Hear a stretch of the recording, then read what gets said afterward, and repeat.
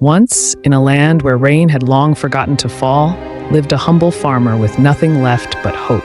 The village was dry, quiet, and thirsty, its people worn thin like the fields around them. Each day, the farmer battled the sun, wishing for clouds that never came. Even his animals grew silent, their eyes tired from waiting for water. A single dark cloud hovered over the distant mountains, but it never moved, never rained. Until one morning, as he swept the barn floor, his broom uncovered something strange. A map, old, glowing faintly, marked with a winding line and the words, "The Forgotten River." The village widow spoke in whispers of it, a river that vanished when the world grew greedy. Legends told of its waters healing the land, guarded by spirits of the deep woods. With nothing left to lose, the farmer set off, chasing a myth through dying earth. He entered a forest where trees bent like weary old men and leaves whispered forgotten names. There, a fox with golden eyes offered help for a price.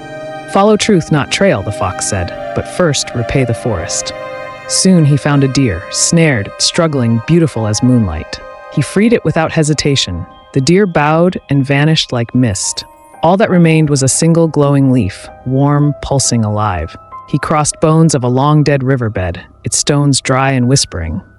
Ancient statues lined the path ahead, each watching with blank stone eyes. At night, shadows danced in his dreams, echoes of failure, fear, and fire.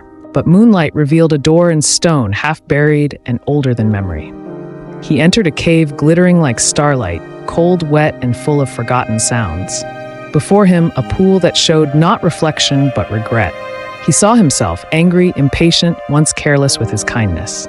Only when he forgave himself did the waters offer a gift, the water key. Next came the maze of echoes, where lies wore familiar voices. They whispered paths he feared most, voices of doubt and shame. He stopped, listened only to silence, and the maze shifted to let him through. At the center, a child waited, shaped of tears, shivering in a shallow pool. He offered no words, only the warm leaf, and sat in silence beside it. The child smiled and the mist parted. The final path was open. A bridge of shimmering light appeared, floating over nothing, leading to everything. Below him, stars blinked in silence. Each step felt like a heartbeat. At the end stood the river temple, cracked, overgrown, forgotten by time. He placed the key into the altar and waited. He returned what was lost and waited.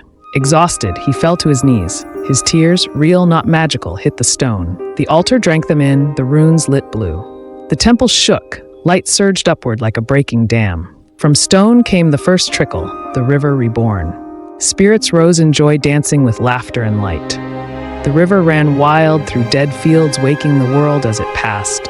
Where he walked, flowers bloomed, joy following in his steps. Birds called, deer danced, even the winds returned to sing. At last, the sky wept. Rain returned to the village like a long-lost friend.